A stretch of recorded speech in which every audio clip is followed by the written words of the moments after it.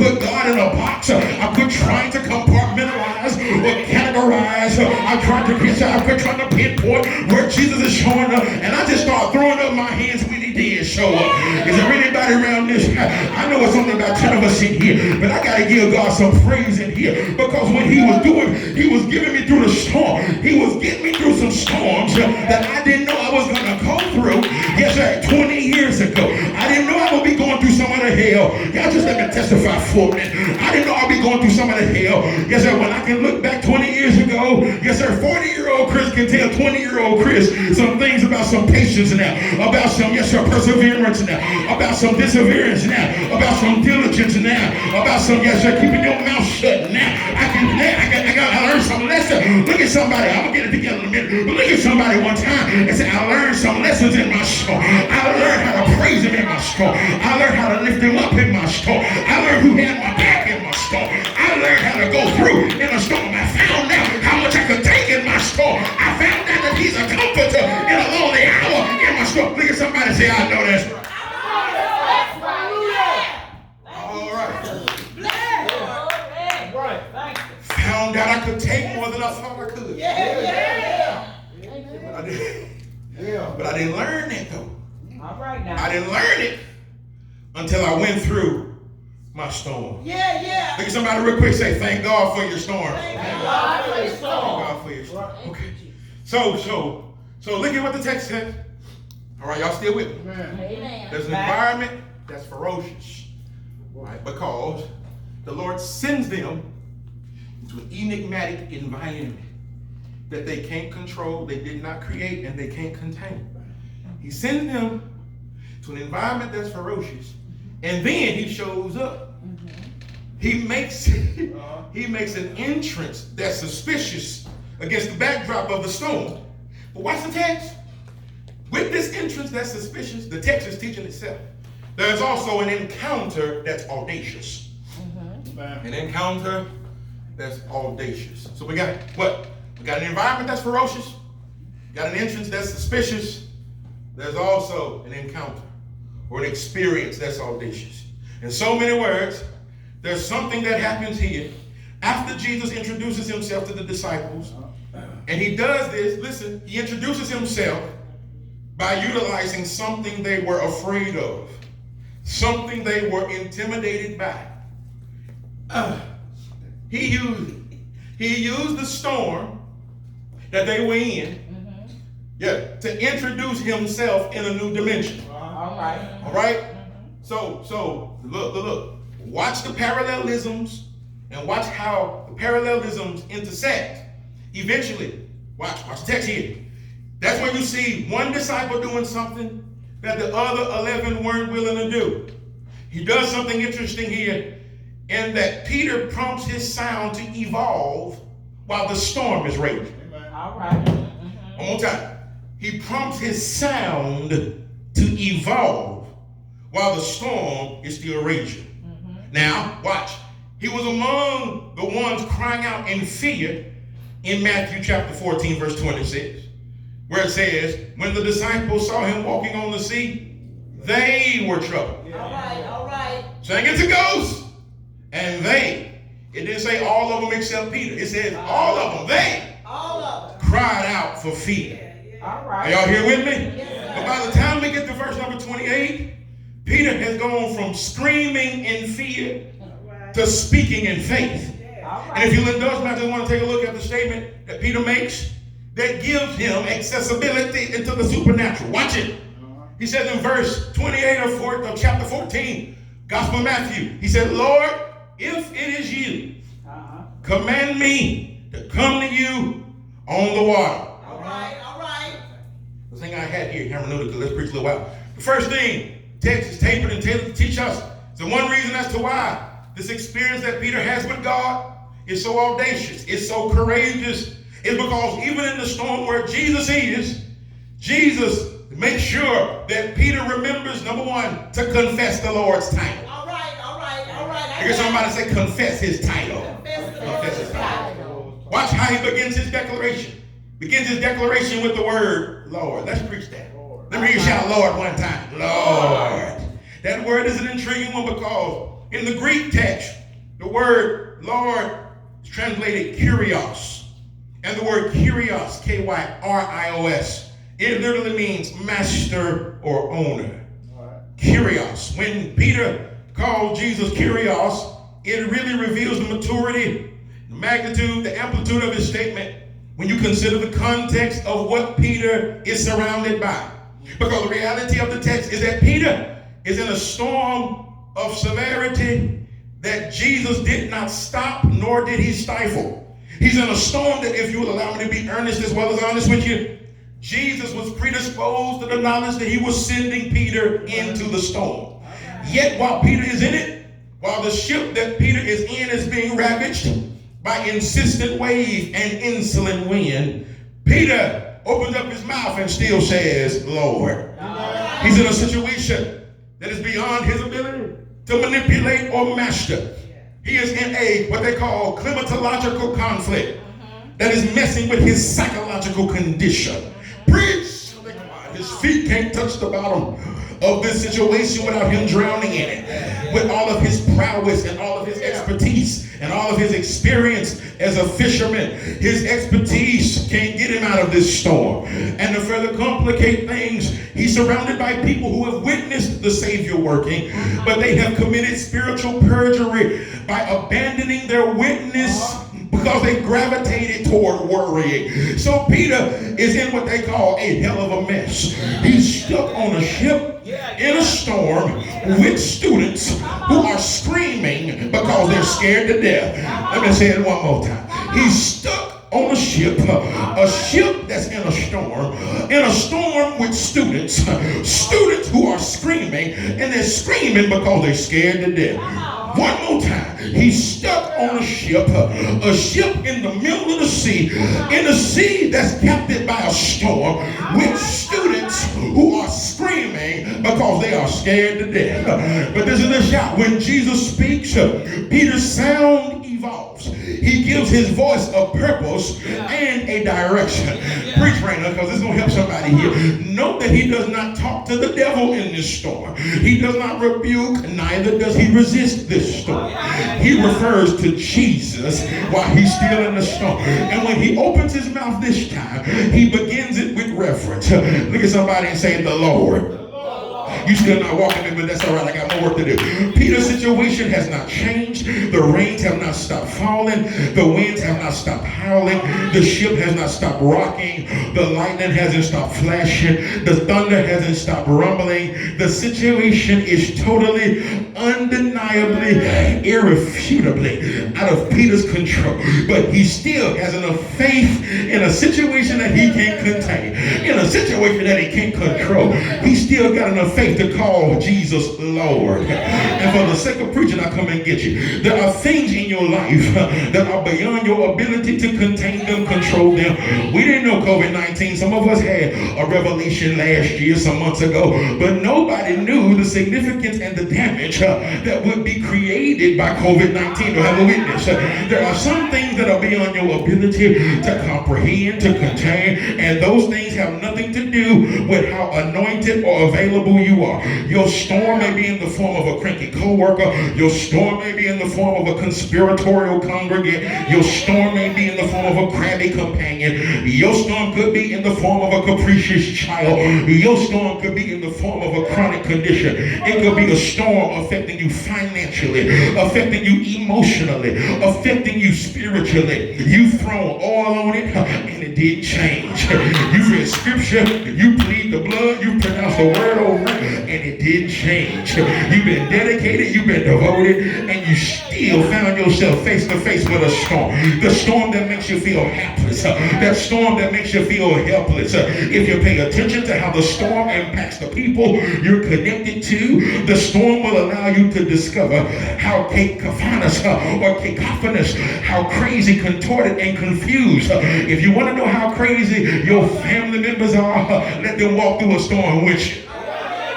You want to see the depth of maturity? Y'all ain't helping me preach. If you want to see the depth depth of maturity in your companion, watch you get sick and see how they respond in your stomach.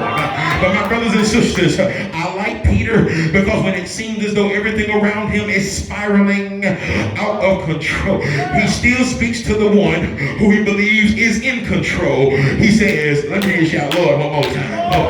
And sometimes it's just good to call him that. It's good to call him Lord because it suggests that even when I don't know what to do in this, even if I have some hesitation in declaring that I might make it out of it unscathed, unscarred. My brothers and my sister, it's just good to call him Lord. Why? Because Lord said, even when I have no earthly idea of how long this is going to last, I don't know if COVID-19 going to last till June. I don't know if COVID-19 going to last till December. But even in the midst of the summer, I still will trust in the Lord until y'all hear, I just called his name. Yes, sir, let me shout the Lord. He's still the Lord in the midst of COVID-19. He's the Lord over cancer. He's the Lord over cholesterol. He's the Lord over contagious condition. He's the Lord over catastrophic circumstances. Look at somebody one time. I'm going to get together in a minute. Look at somebody one time and say, he's still the Lord. He's the Lord over diabetes. He's the Lord, yes, sir, over hypertension. He's the Lord over, yes, sir, high blood pressure. He's the Lord over glaucoma. He's the Lord over macular degeneration and deterioration. Y'all ain't having been preached. Look at somebody and say, he's still in control. Yeah. He's the Lord over AIDS, chlamydia, gonorrhea, and genital herpes. Don't turn me off here. Y'all keep on watching. Yes, sir, he's still, y'all getting quiet. I ain't talking about y'all. Look at somebody and say, he's still in control. He's in control. He's over death. He's over the devil. He's over debt. He's over disease. He's over dysfunction. He's over deformity. Give a neighbor a high five and tell him, say, I don't know what kind of God you serve, but I'm standing in here in my flat 15s with no arch in my foot, and I'm standing flat-footed on the declaration that he's the Lord, and he's still in control, that no weapon that is formed against you shall be able to prosper, and every tongue that rises up against you in judgment thou shalt condemn, because I am the one that formed the smith that bloweth the coal. Look at somebody and say, he's still in control. Now there is therefore no condemnation to them who are in Christ Jesus. Not to them that walk after the flesh, but to them that are after the spirit. Look at somebody and say, he's talking about the Lord right there. Yes, y'all ain't hearing me preach. I think it's 2 Corinthians where he talks about, yes, we are perplexed on every side, but we are not in despair. We are cast down, but we are not destroyed. We're also bearing in our body the death of the Lord. There it is right there. Of the Lord Jesus, the same God that gave the bee its buzz and gave the worm its wiggle and gave the tiger its stripes and gave the cheetah the speed and gave the worm its wiggle, gave the eagle its wings, gave the bee, yes sir, gave the ant its work ethic, gave the lion the mane, gave the bear its crown. Look at somebody and say, that Lord right there, the same one that paints the sky blue without using a step ladder, the same God, that same Lord that gives the geese migration direction and they never change their course while they eventually head down south for the winter month. The same God that strips the trees butt naked in the fall and the winter, and then by the time spring, yes sir, has revealed itself, he has given them a brand new wardrobe to compensate for everything he took away in the fall and the winter. Look at somebody and say, that same God.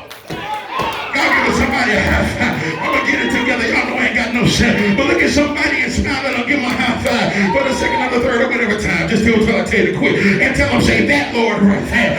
That Lord that killed me in my right mind. That Lord that kept me all night long. That Lord that healed my body. That Lord that protected my child. That Lord that kept my family. That Lord that kept my mama. Look at somebody and say, that Lord right there.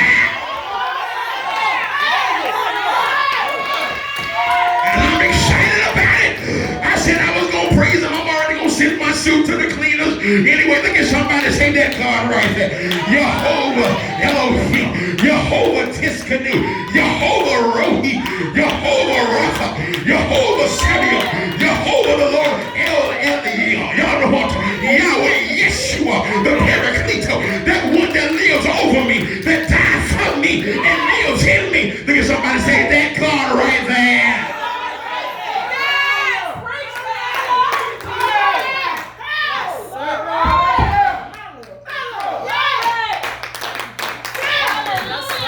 Let go. All right. In the midst of the storm. Yeah. In the midst of the storm. Thank you, Jesus. Keep your sins about you. Yeah. And he calls him. All right. In the storm, he's still the Savior. Yeah. Yes, he is. Yes, he is. Y'all get it out. The Meds form of rabbinic All teaching. right. Are y'all drawing the parallel? He's still the Lord in the storm. Amen.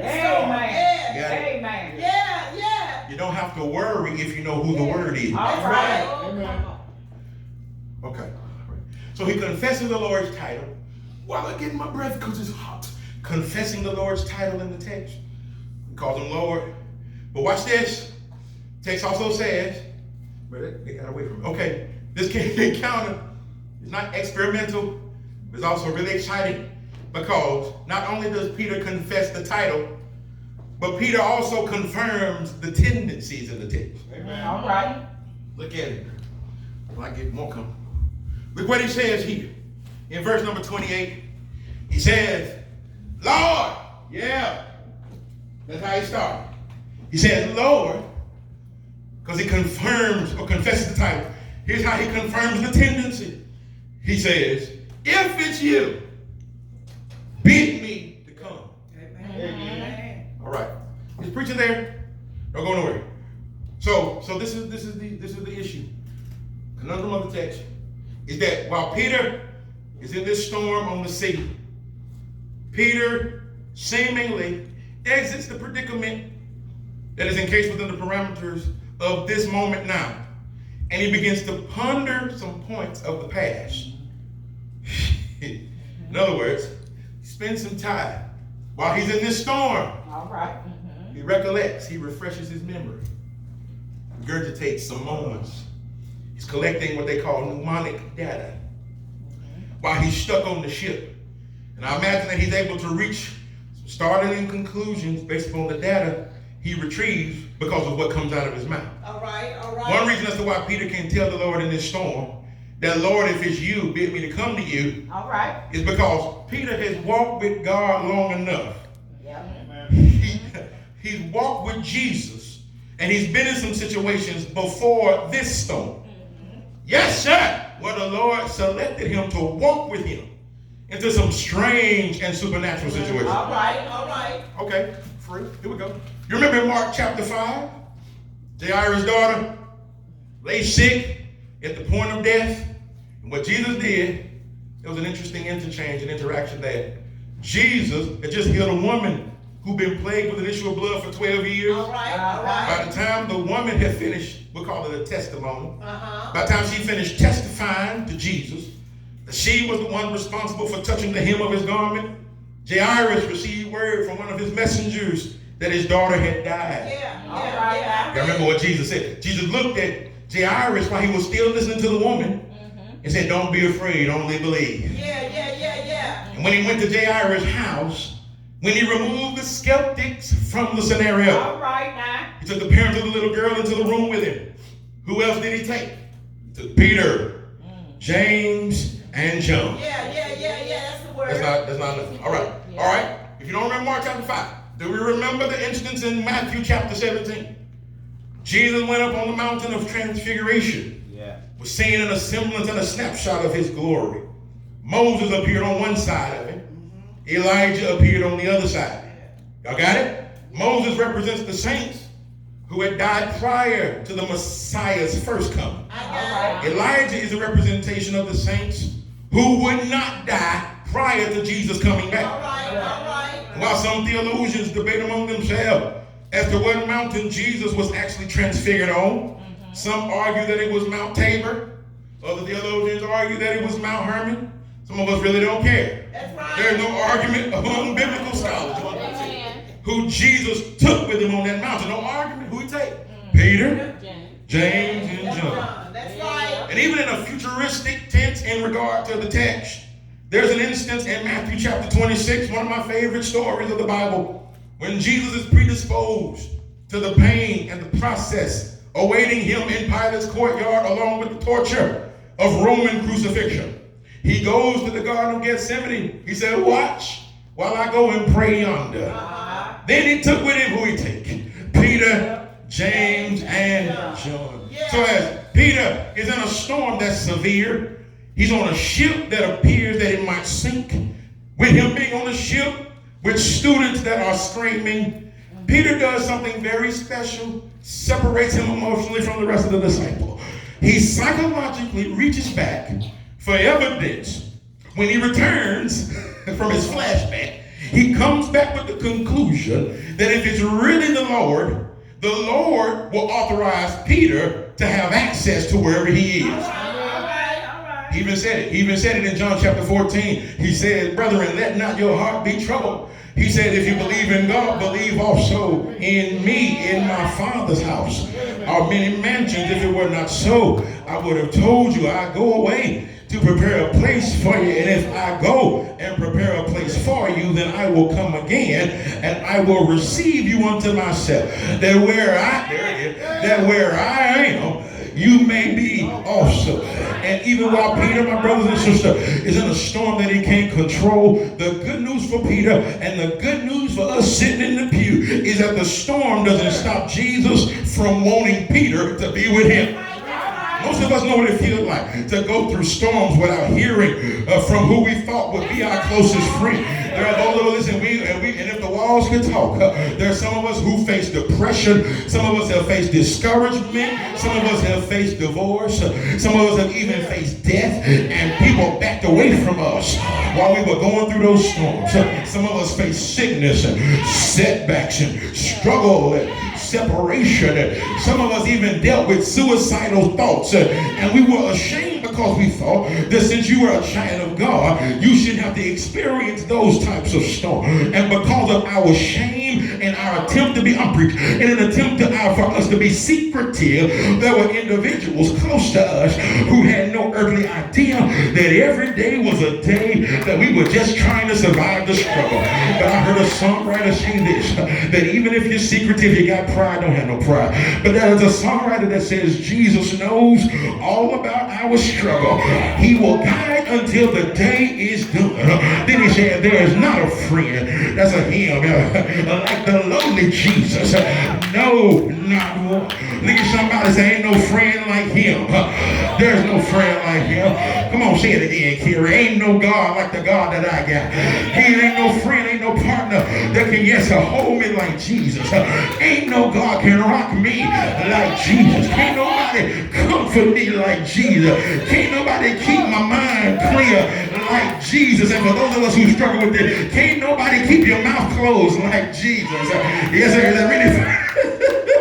Is there really anybody around this house who can testify? And I know I'm just bragging on God right now because I've seen a lot of people. Yes, sir. COVID-19 took the lives of a lot of people, and some of them were dear to me, colleagues and co-laborers in the gospel ministry. We didn't even know they were sick, and the Lord got them on out of here. But somebody ought to be able to testify in this house that even in your darkest moment, even in your lowest valley, even in the hottest desert, even when it seems as though your feet can't touch the bottom, you need to be able to confirm that if the Lord said it, we're going to make it out there.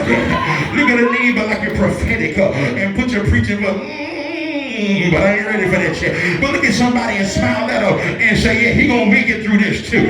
We gonna make it through. We gonna make it through COVID-19. We gonna stand on the promises of God, our King. I don't care what Trump said. I'm praying for Trump. I'm praying for our president. I'm praying for Governor Bill Lee. I'm praying for Mayor Cooper. I'm praying, yes sir, for Mayor Conger, Mayor Harrison, Mayor McTizzy, all the mayors, all of our gubernatorial, yes sir, and our mayoral leaders. I'm praying for them, but I'm standing on a firm foundation so that even when the storm, the winds may blow, yes sir, and the rain may fall, my anchor holds and grips the solid earth. Is there anybody around here? I feel the sweat down there. But is there anybody around here who can give God a shout for the fact that even through it all, you are still here. Through hell and high water, you are still here. The devil tried to take you out, but you're still here. You were coughing and folk were looking at you crazy, but you still here. You sneeze and they tried to quarantine you. I ain't got COVID-19, I just got pollen. I got allergies. Don't look at my eyes swelling, I need some Benadryl. But can anybody testify in this place that through it all, he brought you through it?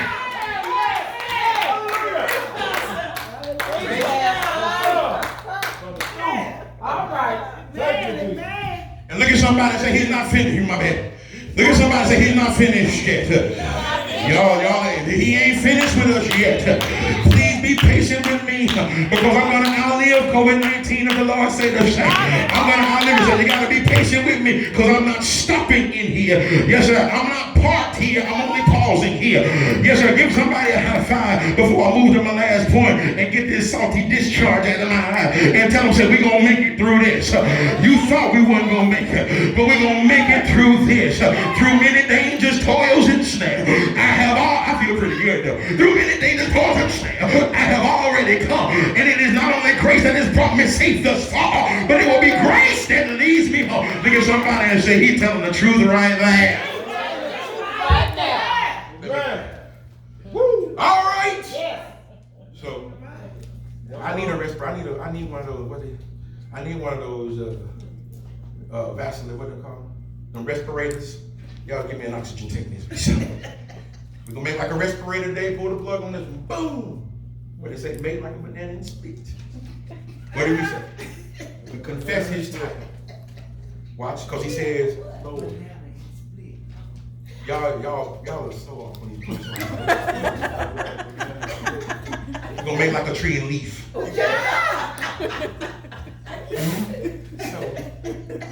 ain't changed for no camera. Listen what he said.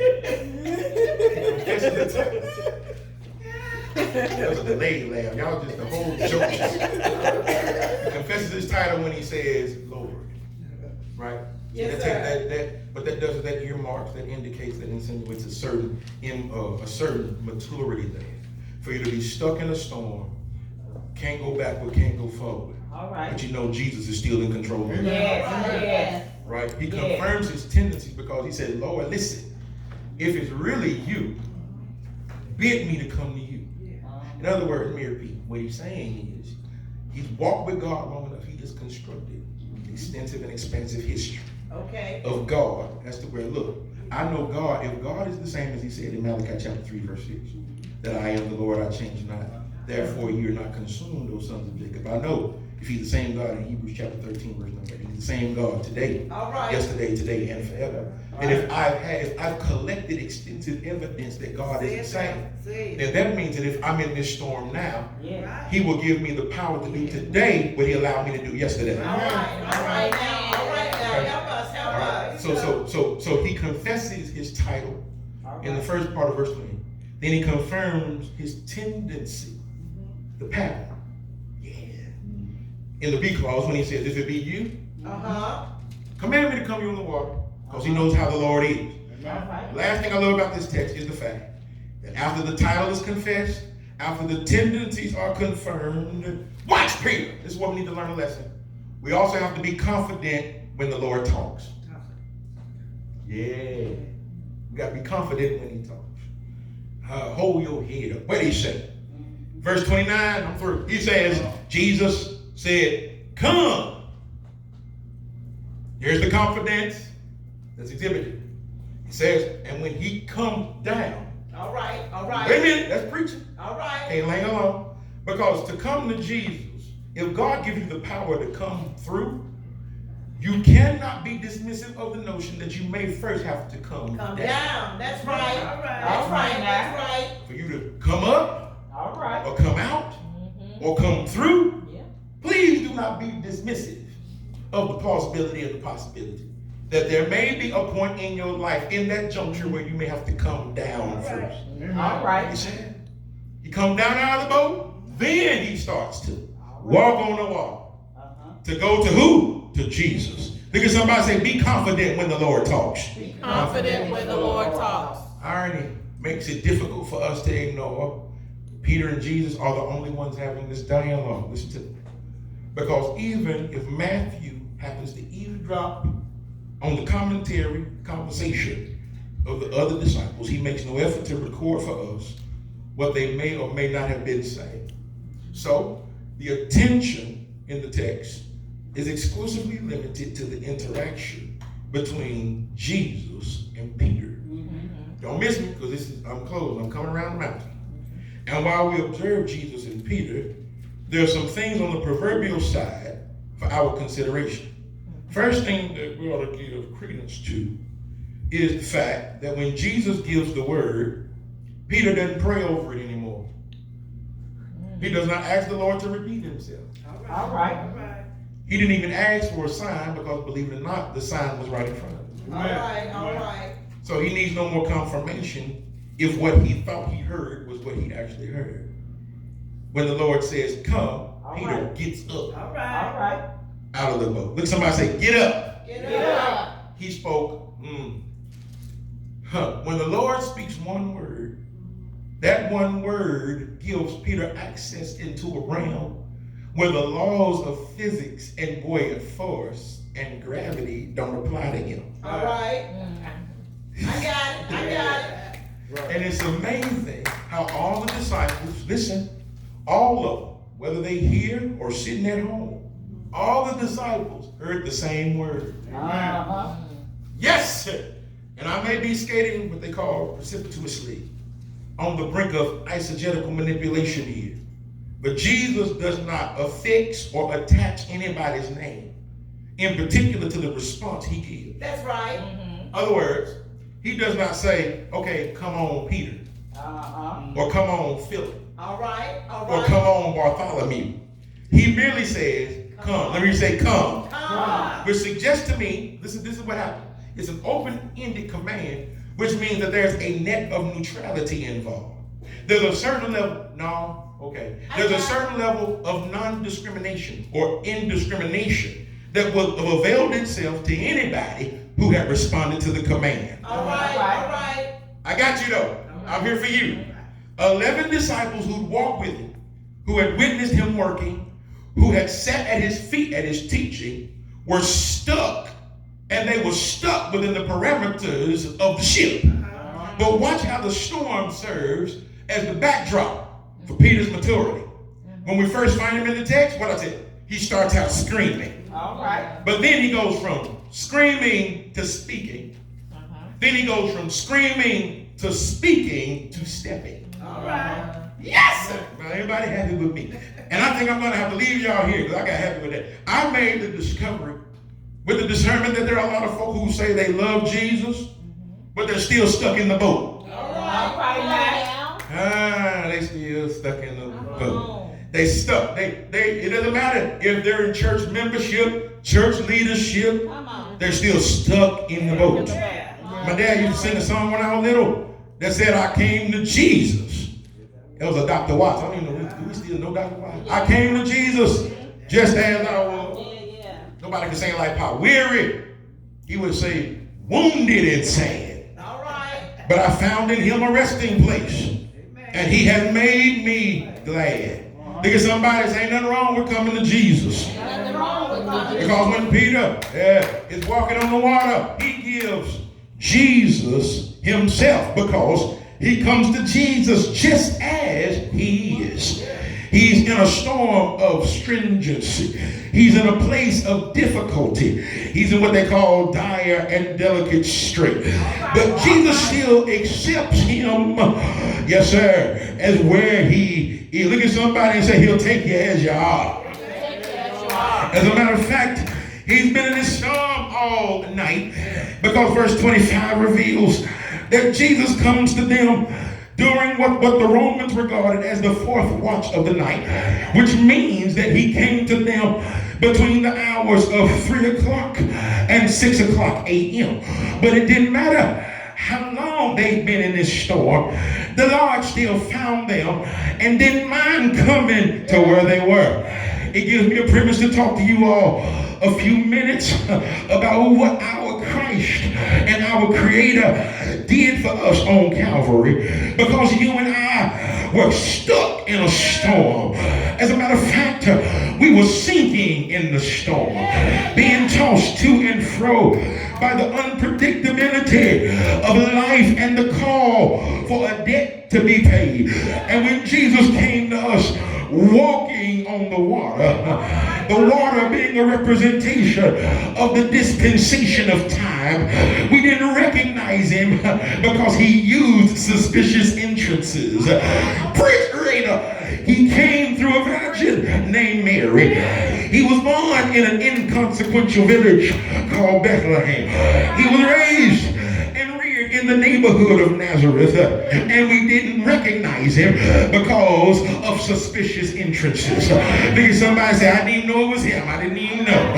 But I heard him say in Matthew chapter 11, I feel it in my voice, verse number 28, he says, come unto me, all of you who labor and are heavy laden, and I will give you rest. He said, take my yoke upon you and learn of me, for I am meek and lowly in heart, and you shall find rest for your soul. For my yoke is All right now. and my burden, I know this for me, y'all. And my burden is light. Look at somebody, I'm through with y'all, and tell them, say, neighbor, you come to where you are. Because when Peter started sinking and cried, Lord, save me, the Lord did for me what he did for Peter. He reached down and caught Peter before Peter could go completely under. That's ought to be somebody's testimony. You've been drowned.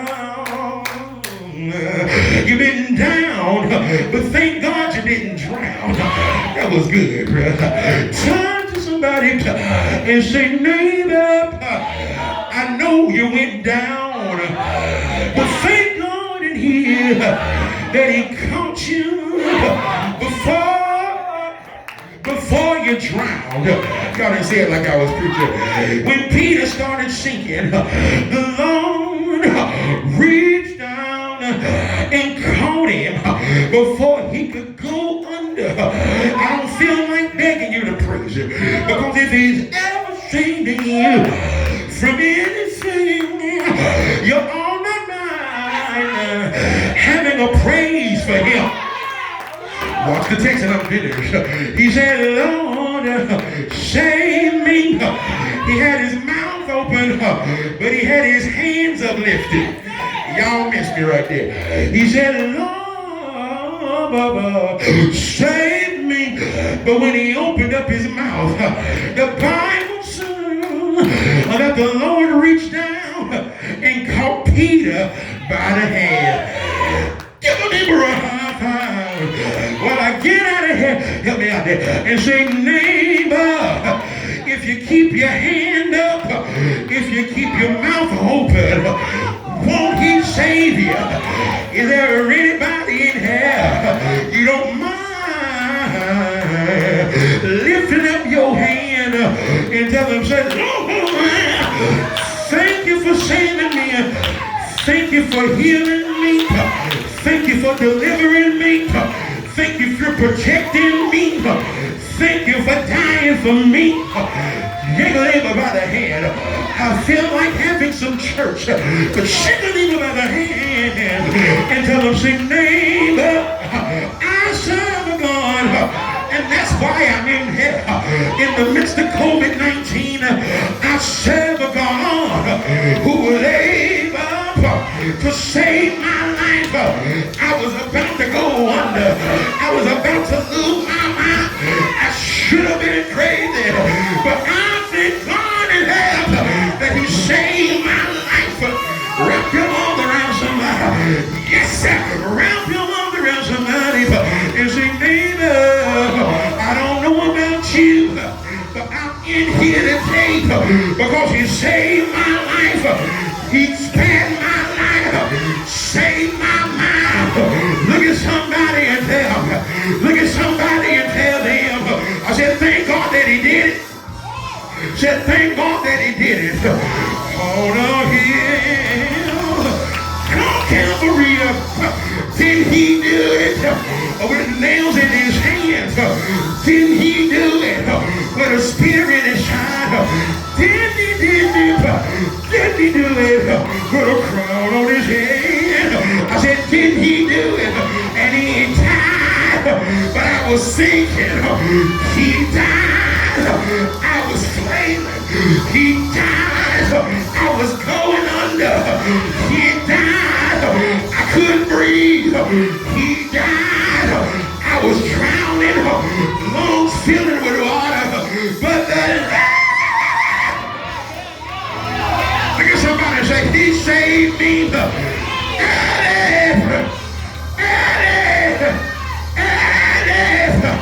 Sunday morning, didn't he get up? Didn't he get up? Didn't he get up with all power? Wrap your arms around somebody and say, neighbor, thank God that he kept me from going under. Tell him, say, neighbor, thank God that he kept me out from going under. If you know he did it, if you know he did it, shout it.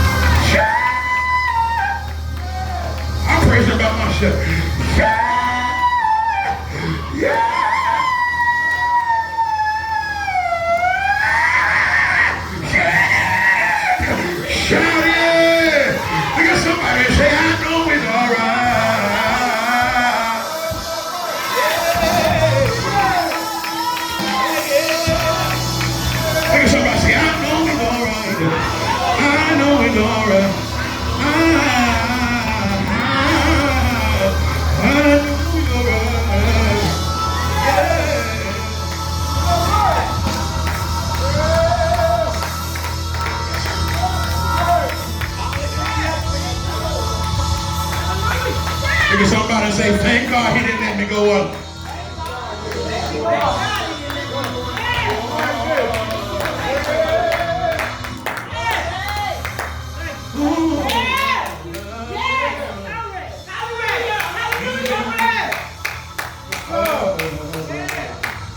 Didn't let me go under.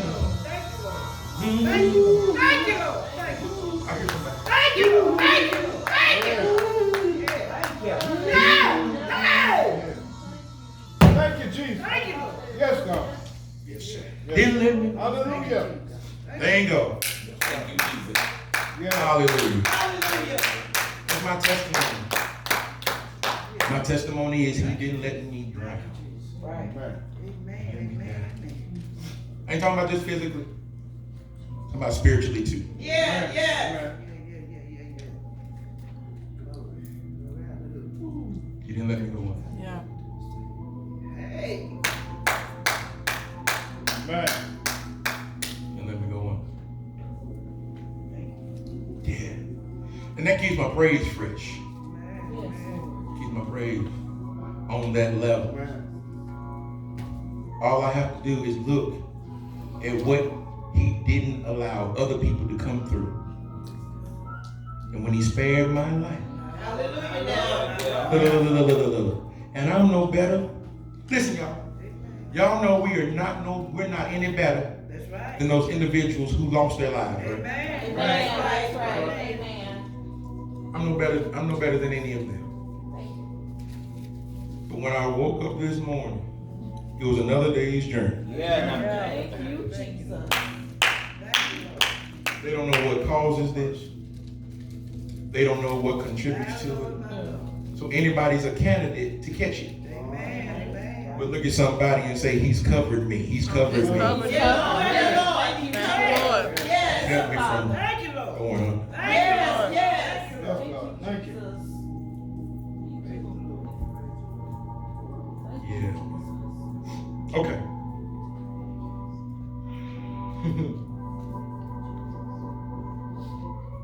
Maybe if I knew what it was that separated the righteous from the wicked, maybe I could do better.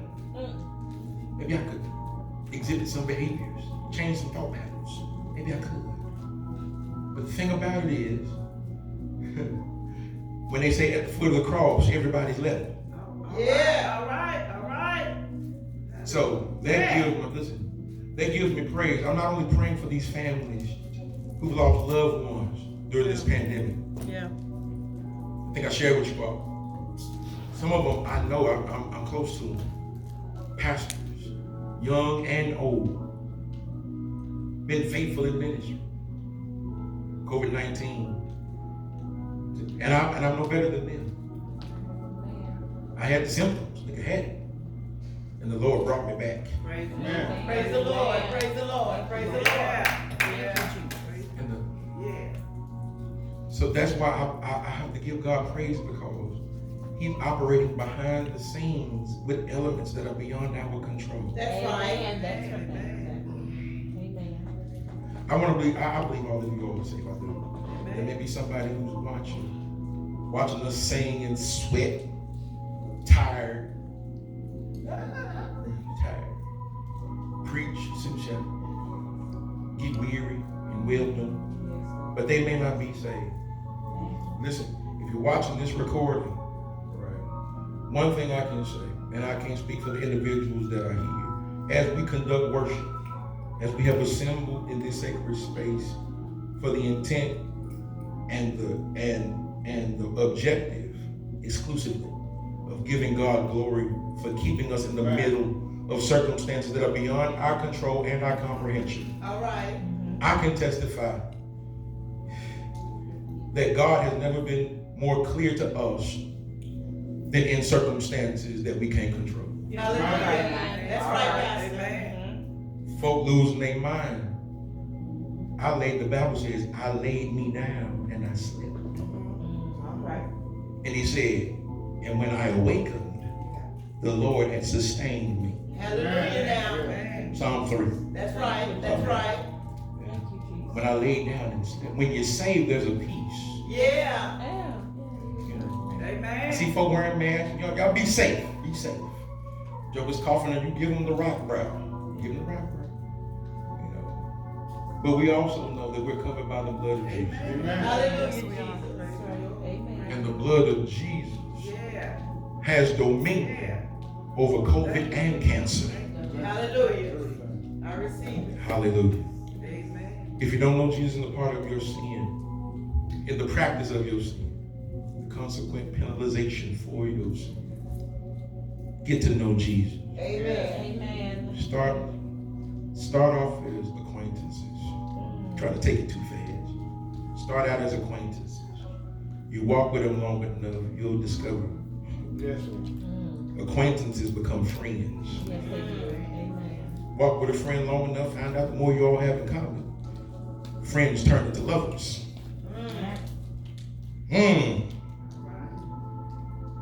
And there's one who's a lover of my soul. Yeah, Lord. Yeah, Lord. Yeah, The Lord. love of your soul. He's standing at the door and he's knocking. And if any man, woman, boy or girl, hears his voice, opens up the door, he will come in to them and sup with them, fellowship, intimacy, Yeah. exclusivity.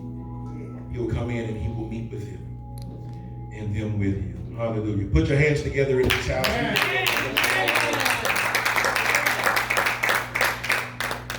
This is what the Lord told Moses, how Aaron should bless the people of Israel. Y'all can receive it if you want to. He says, now may the Lord bless you and keep you. May the Lord make his face to shine upon you and be gracious unto you. May the Lord lift up his countenance upon you and give you peace. A peace that surpasses all understanding. A peace that the world is incapable of giving.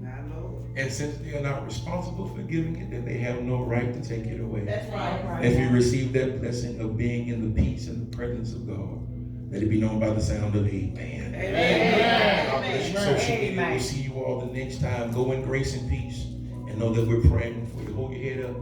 For our God is with us. Amen. God bless you. And may God keep you. Amen. Amen.